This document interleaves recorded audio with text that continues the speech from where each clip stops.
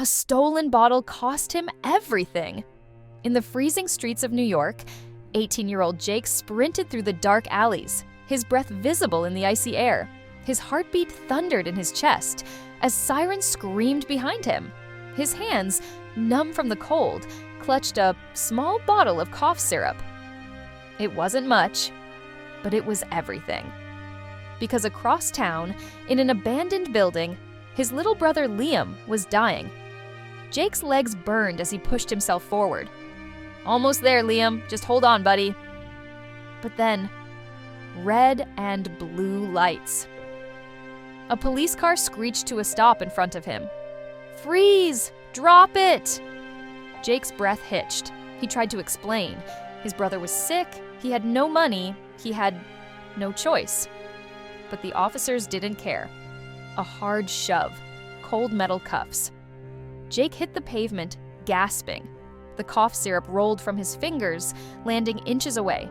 As he was thrown into the back of the police car, all he could think about was Liam.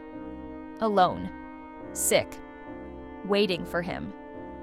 And as the car drove away, one horrifying thought filled his mind. I broke my promise. Jake and Liam had been orphans since they were kids. No family, no home, no one to care if they lived or died. But they had each other. Liam, only 17, quiet, fragile.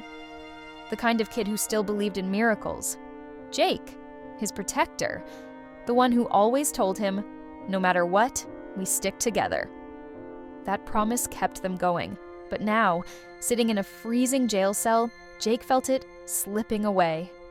"Please, just let me make one call. My brother, he's sick."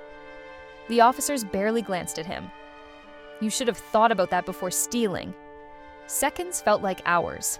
Hours felt like an eternity by the time they let him go. The next morning, the world felt different. Colder, quieter. Too quiet. He ran, feet pounding against the pavement. Faster, faster. He didn't stop, didn't breathe, until he reached their home, an old, abandoned building. Jake burst inside, eyes scanning the darkness. "Liam?" No answer. His heart pounded. "Liam! I got it, buddy. I got your medicine." Silence. Then, his gaze dropped, and the world stopped moving.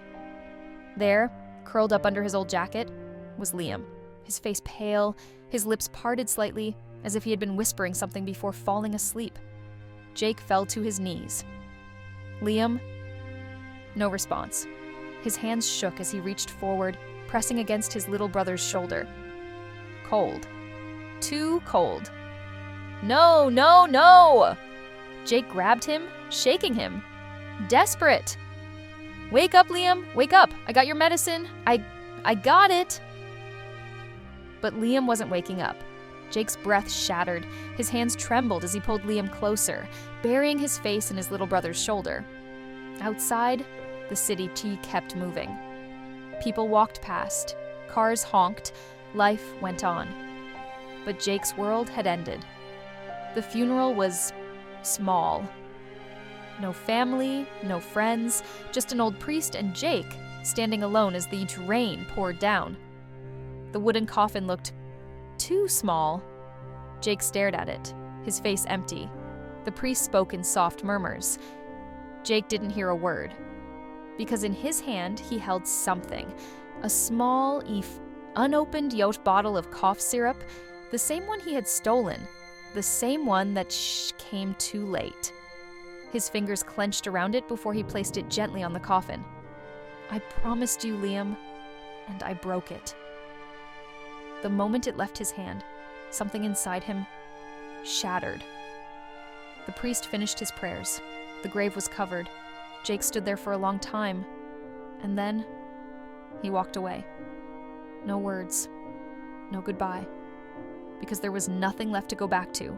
As he disappeared into the night, only one thing remained: the last promise.